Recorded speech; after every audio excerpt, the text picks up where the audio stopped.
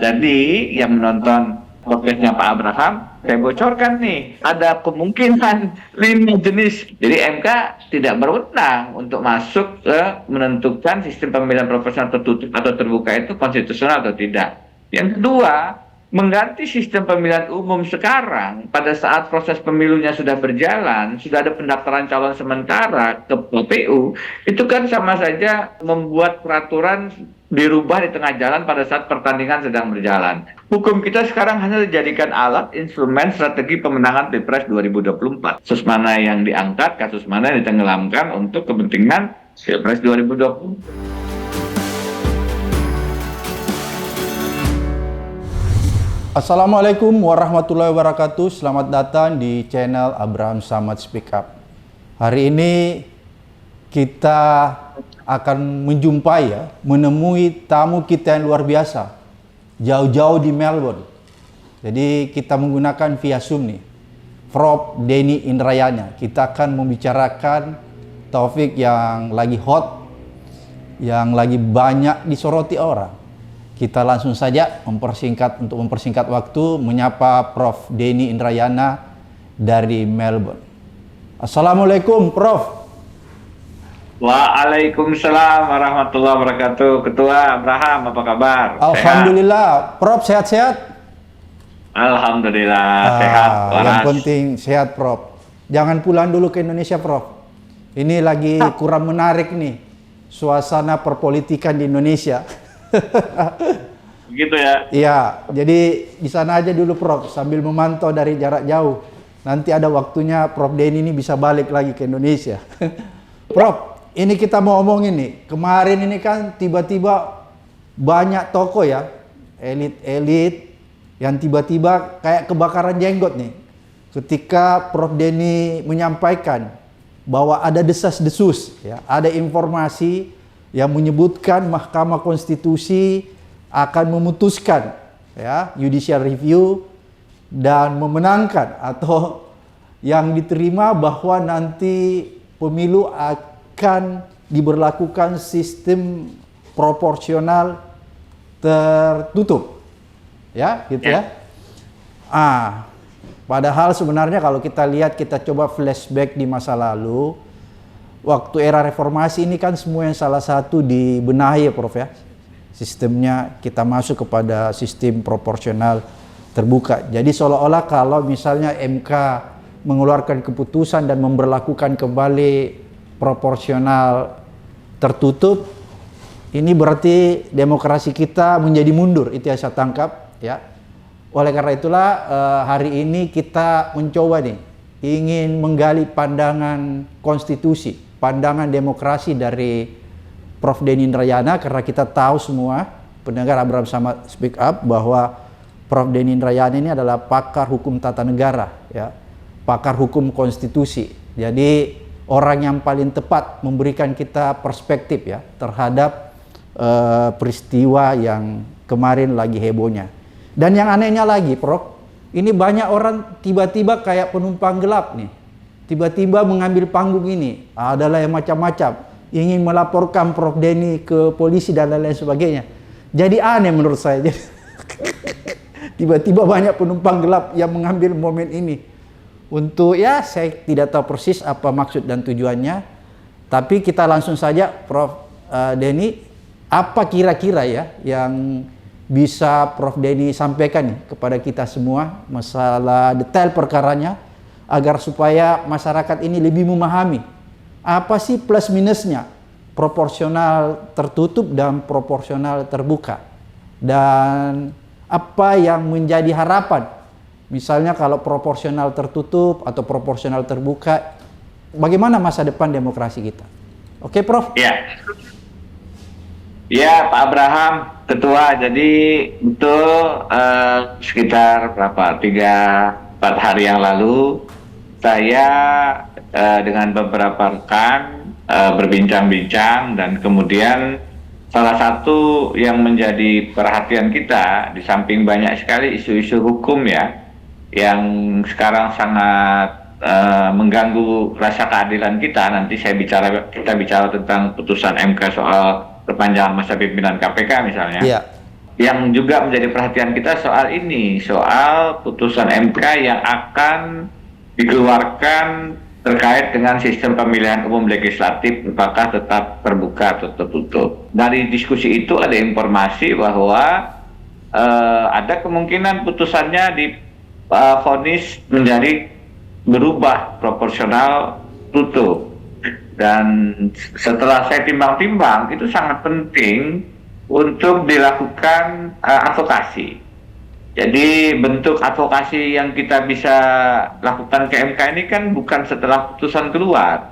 Kalau setelah putusan keluar, sebagaimana yang terkait dengan perpanjangan pimpinan KPK, kita sudah mau apa lagi, karena sifat putusan MK sama-sama kita paham, langsung tidak bisa diadakan upaya hukum apapun, final, dan langsung mengikat, binding, final and binding. Karena itu setelah menimbang dengan hati-hati, saya kemudian memutuskan share informasi yang saya dapat itu ke khalayak dengan maksud agar ini kemudian menjadi perhatian. Ini penting putusannya, saya katakan ada putusan. Jadi kalau yang mengatakan, oh berarti putusannya sudah bocor, nah, dia tidak membaca tweet saya mengatakan akan, Kalau begitu kan dengan jelas sudah dengan sendirinya menjelaskan belum ada putusan begitu. Nah, saya mensyukuri kemudian apa yang saya share itu mendapat perhatian. Saya kemudian terkejut juga, Pak SBY kemudian merespon. Alhamdulillah Pak Mahfud juga meresonasi dengan tweetnya. Nah itu semua akhirnya membantu makin banyak yang aware, makin banyak yang kemudian mengikuti diskusi atau diskursus ini gitu. Alhamdulillah. Saya besoknya diberitahu setelah pagi-pagi bangun begitu, itu tweetnya sudah dilihat lebih dari 4 juta orang. Wih, benar sekali. Setelah saya lihat, oh ternyata amplifiernya ternyata banyak pihak gitu. Ya sudah, berarti tujuan untuk membawa ini ke ruang publik, menjadi diskusi publik tercapai. Nah sekarang bagaimana kita menjaga agar MK-nya memutus dengan tepat tanpa harus melakukan intervensi, ya kan? Kita juga nggak mau melakukan intervensi terhadap Mahkamah Konstitusi. Kita juga harus jaga wibawanya. Tetapi kita kan belajar dari pengalaman, misalnya yang paling akhir tanggal 25 Mei kemarin, MK memutuskan memperpanjang masa jabatan pimpinan KPK dari 4 tahun ke 5 tahun. Kemarin secara guyon, rekan Ganjar dari Hukum Pidana UI, dosen, mengatakan mungkin ada pimpinan KPK yang lagi nyicil dan baru lunas setelah 5 tahun. Jadi diperpanjang, perlu supaya cicilannya lunas. Itu kan lagi nyicil rumah ya, Prof ya? Tapi kan kita kemudian membaca pertimbangannya dan agak terkaget-kaget begitu. Misalnya 2 argumentasi di situ kita ulas sebentar, bahwa supaya adil, yang lain 5 tahun, maka KPK juga perlu 5 tahun. Padahal kita sama-sama mengerti, Hakim Konstitusi sendiri mengatakan masa jabatan dia maksimal 15 tahun sampai umur 70 itu konstitusional. Kenapa dia tidak juga menyamakan supaya adil 5 tahun? Itu. Yang kedua, misalnya dikatakan supaya menjaga independensi pimpinan KPK, supaya tidak dipilih 2 kali oleh Pak Jokowi dan DPR pada periode yang sama, 2019 dan juga 2023, maka untuk menghindari itu diperpanjang 5 tahun supaya menjaga independensi. Mereka tidak, atau lupa barangkali ya, mereka tidak sadar atau lupa bahwa dengan mengundur setahun di Desember 2004 sekalipun, itu panselnya perlu dibuat 6 bulan sebelumnya, yang artinya Juni 2024, masih Pak Jokowi presiden. DPR-nya juga masih DPR fit and proper yang periode sekarang. Jadi apa maksud MK sedemikian mengeluarkan argumentasi yang sangat mudah dibantah? Saya mengatakan tidak lain dan tidak bukan karena memang ada kerja-kerja politik pimpinan KPK yang belum selesai terkait dengan menjaga kasus mana yang diangkat, kasus mana yang ditenggelamkan untuk kepentingan Pilpres 2020. Kan begitu. Bagaimana mungkin kita sedang melaporkan Ketua KPK ke Dewas karena persoalan etika yang banyak, lalu ada masalah gratifikasi untuk naik helikopter, kemudian juga persoalan terkait dugaan bocornya dokumen rahasia di Kementerian SDM, malah diperpanjang. Nah, menghindari terjadinya lagi putusan MK yang menurut kita problematik dari sisi pemberantasan korupsi, maka saya memutuskan men-share informasi itu ke publik dengan harapan kalau ini menjadi perhatian publik, rentang waktu yang barangkali tinggal sebentar karena mungkin minggu depan sudah ada putusan ini, membuat MK lebih hati-hati, lebih bijak dalam memutuskan. Saya sendiri berharap putusannya tetap sistem proporsional terbuka. Kenapa? Satu, karena sistem pemilu itu tidak diatur dalam Undang-Undang Dasar untuk legislatif. Berbeda dengan presiden yang dipilih langsung, two round system, ada yang menang adalah 50% ke atas dan seterusnya. Tapi kalau sistem pemilihan legislatif, DPR, DPD, DPRD provinsi, kabupaten, kota, itu tidak ada aturan apakah harus proporsional, tertutupkah, terbukakah, distrikkah, campurankah, tidak ada. Kenapa? Karena itu diserahkan kepada pembuat undang-undang. Siapa? Presiden, DPR, dan jangan lupa DPD. Ini sering kelupaan ini DPD ini. Nah, karena itu ini open legal policy. Itu adalah untuk membuat sistem pemilihan umum legislatif, kewenangannya ada di parlemen dalam proses legislasi. Bukan kewenangan lembaga peradilan dalam proses adjudikasi. Itu yang dikenal dengan konsep open legal policy. Satu. Jadi MK tidak berwenang untuk masuk ke menentukan sistem pemilihan proporsional tertutup atau terbuka itu konstitusional atau tidak. Yang kedua, mengganti sistem pemilihan umum sekarang pada saat proses pemilunya sudah berjalan, sudah ada pendaftaran calon sementara ke KPU, itu kan sama saja membuat peraturan dirubah di tengah jalan pada saat pertandingan sedang berjalan. Besok kita akan melawan Argentina. Aturannya sudah ada, tiba-tiba di tengah pertandingan dirubah peraturannya, kan bikin kacau. Nah, itu bisa menimbulkan parpol kesulitan karena harus merumuskan ulang siapa calonnya, calon anggota legislatif mundur karena tidak ada diurut jadi, mungkin terjadi perebutan, perkelahian, bahkan jual beli nomor urut jadi. KPU sendiri pasti sedikit banyak perlu menyesuaikan persiapannya dengan perubahan putusan MK itu. Karena itu saya merasa ini tidak bisa dibiarkan. Kalaupun akan dilakukan review, evaluasi atas sistem pemilihan umum, alangkah bijaknya itu diberikan kepada Presiden, DPR, DPD periode selanjutnya dalam rentang waktu yang cukup, dilakukan deliberasi di parlemen, melibatkan partisipasi publik. Tentu ada kekurangan dan kelebihan. Yang paling sederhana, sistem pemilihan tertutup itu yang memungkinkan orang jadi kalau dia ada pada nomor-nomor atas 1, 2. Ini yang menyebabkan kita menganggap mereka adalah kader-kader jenggot, mengakar ke atas, bukan kader akar rumput yang dekat dengan masyarakat. Itu yang terjadi di Orde Baru pada saat kita tidak tahu siapa yang duduk di anggota parlemen karena kita coblos apakah Golkar, apakah Banteng, PDI, P3 atau Golkar. Tidak tahu kita siapa calon anggota legislatifnya. Nah, di situ sistem tertutup itu memang punya kelebihan di mana pengkaderan partai. Tetapi pengkaderan partai semacam apa kalau misalnya urut jadinya itu juga bisa dibeli. Di sisi lain, sistem proporsional terbuka itu memungkinkan orang dengan suara terbanyak meskipun tidak di nomor urut atas lebih mungkin terpilih. Orang yang punya kesempatan bersosialisasi dengan masyarakat. Masyarakat akan melihat siapa yang duduk karena dia juga bisa memilih nama, tidak hanya memilih gambar partai. Kemudian interaksinya juga menjadi lebih responsibel karena dia bisa kemudian menagih janji-janji kampanye dari calon anggotanya karena dia tahu saya kemarin memilih Anda, maka Anda harus bertanggung jawab atas pilihan yang saya berikan. Ada relasi antara pemilih dengan calon anggota yang lebih jelas. Saya menganggap kekurangannya adalah membuka ruang politik uang yang lebih besar karena orang kemudian dipaksa kampanye dan disitulah kemudian terjadi interaksi yang mungkin kolutif. Saya mengatakan kalau terkait dengan politik uang, baik tertutup maupun terbuka sama-sama ada kemungkinan terjadi. Tertutup, politik uangnya memberi kepada pengurus partai. Terbuka, politik uangnya mungkin lebih banyak kepada pemilih. Persoalannya bukan tertutup atau terbukanya menurut saya, tapi bagaimana penegakan hukum anti politik uangnya yang harus dijalankan secara lebih efektif. Nah, terlepas dari sistem pilihan itu, saya tetap berpandangan tadi bahwa sistem pemilihan umum itu adalah kewenangan daripada parlemen dan karenanya tidak bijak diubah sekarang di tengah proses yang sudah berjalan.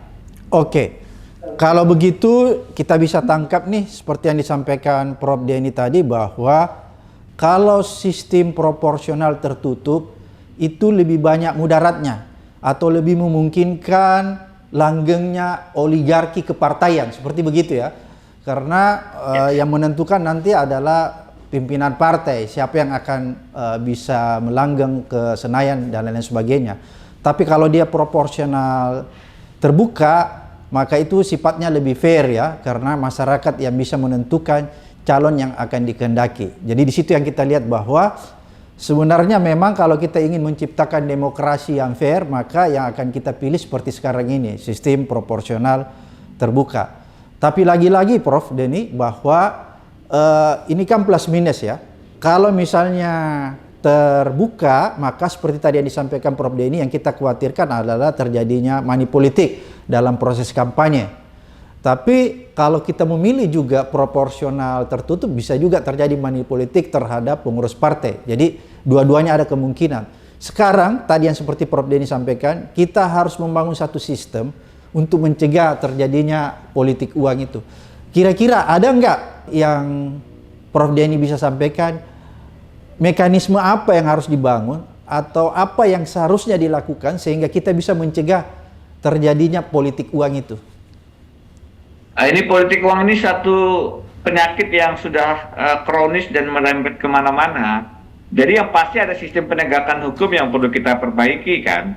Bawaslu, kemudian aparat penegak hukum tindak pidana pemilu, itu juga harus bisa bekerja secara profesional dan berintegritas. Saya pada saat maju di pemilihan gubernur Kalimantan Selatan itu lapor ke Bawaslu berkali-kali dan dianggap tidak memenuhi unsur semua, padahal yang namanya politik uang itu terjadi dengan kasat mata dan dipatahkan dengan argumentasi-argumentasi yang apa ya, membuat kita masgul. Misalnya, yang menyerahkan bukan kandidat, ya kandidatnya tidak menyerahkan, tetapi orang sekitar dia duduk bagi-bagi uang, bagi-bagi sarung, kemudian itu dianggap tidak merupakan politik uang, kan konyol begitu. Jadi ada hal-hal yang di luar sistem hukum yang perlu kita benahi, masalah culture, masalah integritas dan seterusnya. Satu, penegakan hukumnya.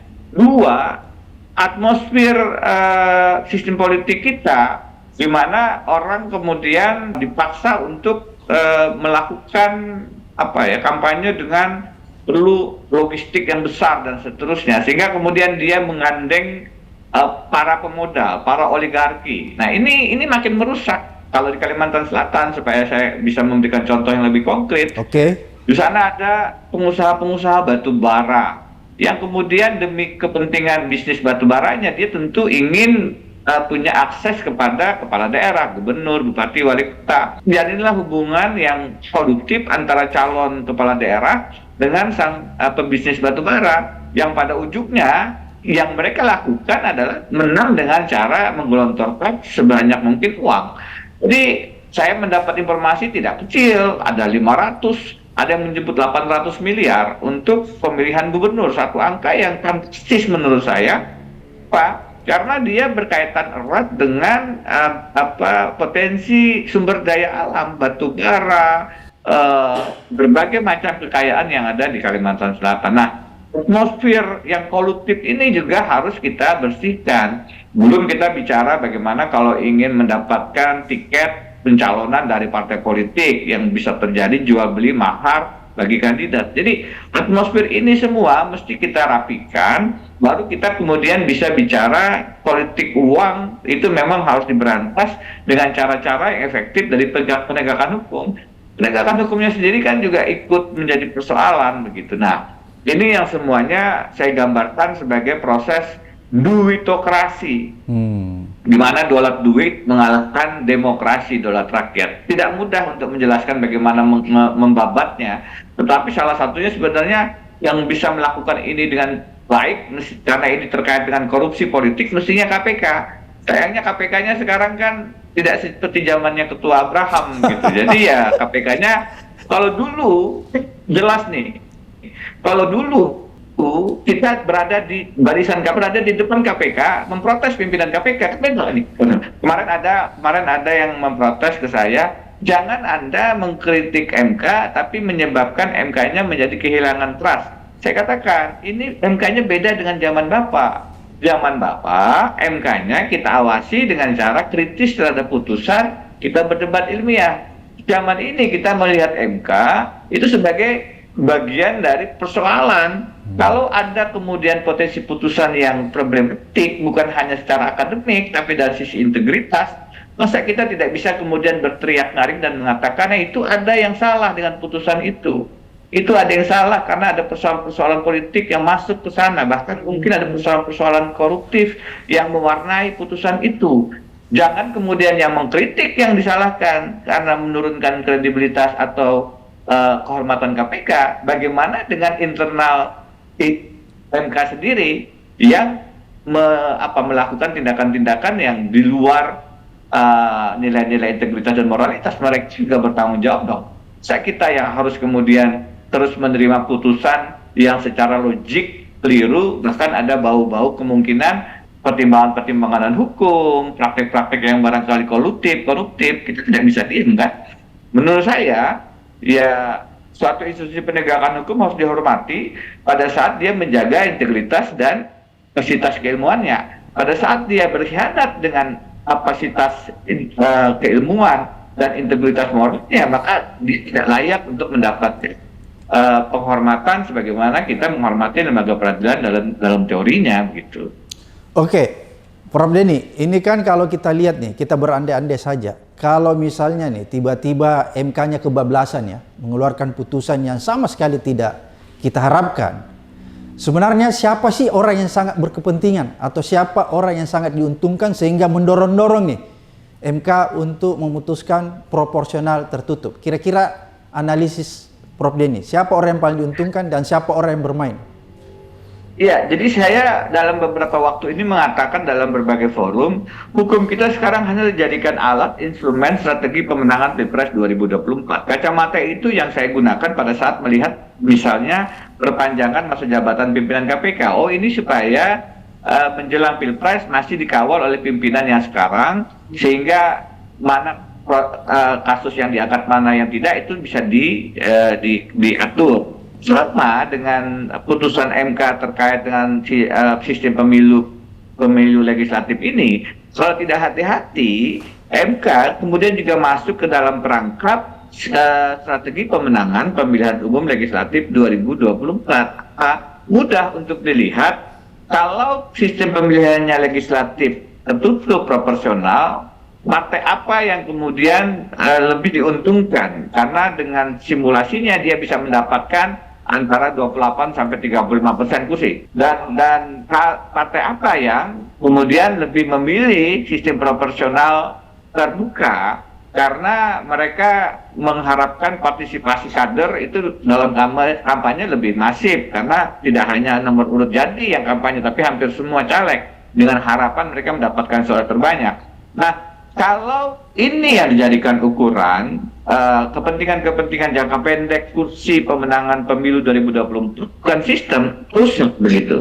Tidak mudah, tidak sulit untuk kemudian membaca partai mana yang lebih tertutup orientasinya, partai mana yang lebih terbuka orientasinya. Tentu ada argumentasi masalah ini lebih banyak politik uang dan lain-lain. Tapi di balik itu sebenarnya kita bisa dengan mudah memotret ada kepentingan elektoral, ada kepentingan untuk mendapatkan kursi lebih banyak, dan ini yang tidak boleh karena berarti sistem dibangun semata-mata untuk kalah dan menang, bukan membangun sistem yang lebih ideal.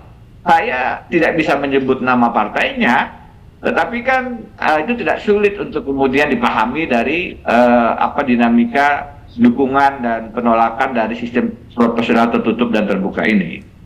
Oke, Prof. Denny, ini kan menjadi menarik sebenarnya kalau kita menganalisa tentang polemik ini. Pertanyaan saya begini, Prof.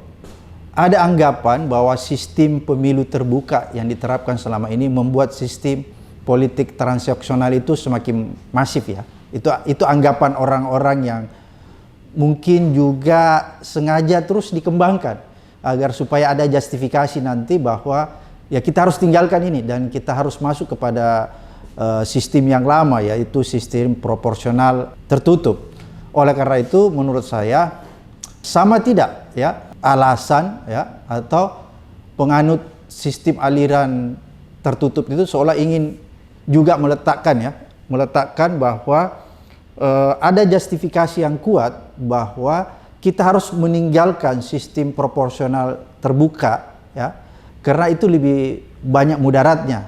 Oleh karena itu inilah yang menjadi alat justifikasi nanti agar supaya ketika MK memutuskan bahwa kita kembali ke sistem proporsional tertutup, maka itu bisa dijustifikasi bahwa memang sistem yang proporsional terbuka itu lebih banyak mudaratnya.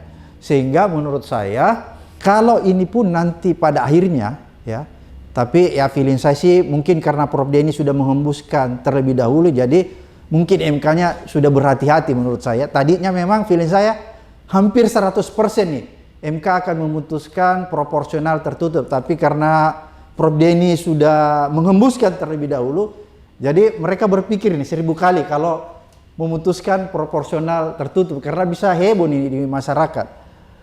Kita berandai-andai, misalnya kalau dia tetap memaksakan ya proporsional tertutup, ini kan berarti kita bisa lihat bahwa demokrasi kita mundur ya. Kalau demokrasi kita mundur, Prof Denny, apakah status quo yang kita identifikasi sekarang ini itu akan kembali muncul? Iya, saya termasuk yang mendukung proporsional terbuka karena dia lebih memberikan daulat rakyat ya dibandingkan proporsional tertutup yang lebih mendorong daulat partai karena yang menentukan kemudian biasanya pemimpin-pemimpin partai. Jadi logika saya tentang proporsional tertutup dan terbuka ini sama dengan ketika saya ditanya, Pak Denny, Anda setuju pemilihan kepala daerah itu oleh rakyat langsung atau oleh perwakilan dewan di daerah? Saya katakan, Undang-Undang Dasar tidak mengatur, jadi itu open legal policy. Untuk pemilihan kepala daerah berbeda dengan pemilihan presiden yang langsung oleh rakyat menurut konstitusi pasal 6A. Untuk pemilihan gubernur, bupati, wali kota hanya dikatakan dipilih secara demokratis. Jadi secara konstitusional bisa dipilih langsung oleh rakyat ataupun diwakili oleh Dewan Perwakilan Rakyat di daerahnya. Nah, bagi saya dua-duanya konstitusional. Yang tidak boleh adalah politik uangnya. Tapi dua-duanya juga memungkinkan. Di rakyat langsung bisa, langsung ke rakyat. Di daerah pun bisa politik uang kepada anggota dewan. Jadi persoalannya bukan apakah dipilih langsung rakyat atau dewan, tapi bagaimana penegakan hukum anti politik uangnya itu efektif. Jadi kalau politik uangnya terjadi, penjarakan. Pidanakan, jangan dibiarkan. Persoalannya ada di situ. Sama dengan sistem proporsional tertutup dan terbuka. Politik uang yang selalu disuarakan itu bagi kelemahan terjadi di sistem proporsional terbuka, saya sudah jelaskan, maupun tertutup. Yang terbuka kepada pemilih, yang tertutup kepada elit partai. Jadi persoalannya bukan pada pilihan tertutup atau terbuka karena kedua-duanya punya potensi modus politik uang, tapi bagaimana penegakan hukum anti politik uangnya lebih menjeratkan, pemidanaannya lebih diberikan kepada para pelakunya. Nah, maka akan mundur demokrasi kita. Saya termasuk yang memilih kepala daerah langsung oleh rakyat. Kenapa? Itulah demokrasi. Itulah pendidikan politik kepada rakyat. Anda jangan salah memilih lagi loh. Kemarin 5 tahun salah memilih kan, dapat 100.000 tapi 5 tahun sengsara. Jadi itu adalah pendidikan politik yang lebih akseleratif menurut saya. Kita kemudian dalam 2-3 kali barangkali masih salah, tapi kalau sudah 4-5 kali salah juga kan itu kekeliruan yang mestinya tidak logis harusnya. Demikian juga dengan sistem proporsional terbuka. Oke, kita punya persoalan, tapi pada tataran pendidikan politik rakyat ini mestinya lebih terbuka ruang edukasi politik kepada pemilih untuk hati-hati, jangan lagi terjebak terus. Itu yang saya coba lakukan setiap hari pada saat kampanye pemilihan gubernur di Kalimantan Selatan yang baru lalu. Tapi tentu ini lagi-lagi harus didiskusikan dengan waktu yang cukup, deliberasi di parlemen, sehingga kalaupun ada pilihan yang mana itu jadi lebih adil, ada keterlibatan masyarakat di sana. Saya menduga ada 5 kemungkinan putusan MK Abraham Samad. Oke. Ini bocoran ini. Ini bocoran ini. Kemungkinan putusan yang pertama adalah tidak diterima karena legal standing pemohon. Itu masih terbuka kemungkinan. Jadi sistemnya tetap proporsional terbuka karena permohonannya tidak diterima di NO. Yang kedua, permohonan bukan seluruhnya, jadi tidak dikabulkan. Itu artinya sistem proporsionalnya tetap terbuka karena permohonannya ingin tertutup. Yang ketiga, sistem putusannya adalah mengabulkan seluruhnya. Jadi semua permohonan daripada pemohon diterima, dikabulkan. Ini artinya sistem pemilunya berubah menjadi tertutup. Tinggal apakah diterapkan di 2024 ataukah diterapkan di 2029. Yang keempat, kemungkinannya adalah sistem campuran. Jadi MK kemudian daripada ini nanti tertutup terbuka ribut, oke lah dicampur deh sebagaimana sebelumnya. Yang nomor urut dihitung, kalau dengan angka tertentu suara terbanyak itu menjadi anggota legislatif. Dicampur antara nomor urut dan suara terbanyak. Ini sistem kemungkinan putusan MK yang keempat. Tinggal diterapkan kapan? 2024 kah atau 2029 kah? Yang kelima, sistem campuran berdasarkan level parlemen. Jadi misalnya begini, oke, yang tertutup itu di pusat karena kader pusat itu terkait dengan pengkaderan partai. Tetapi yang di provinsi, kabupaten, kota biarkan terbuka karena dia lebih dekat dengan masyarakat. Jadi campurannya bukan antara nomor urut dengan suara terbanyak, tapi level parlemennya.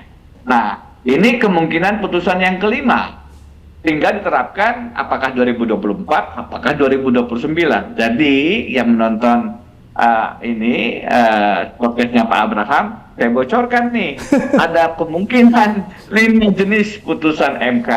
Tinggal MK-nya nanti, waduh udah bocor sama Pak Denny, milih yang mana ini.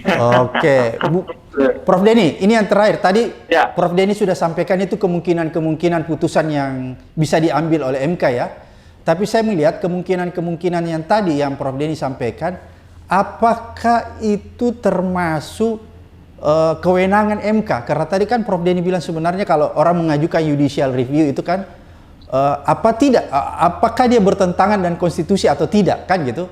Yang diatur di dalam konstitusi itu kan pemilihan presiden seperti tadi Prof Denny sampaikan, bukan pileg. Persis. Oleh karena itu kalau misalnya tadi yang Prof Denny sampaikan tiba-tiba MK-nya kebablasan memutuskan hal-hal seperti yang tadi Prof Denny sampaikan, itu kan berarti dia tidak mengadili dan memutus berdasarkan kewenangannya ya, yurisdiksinya.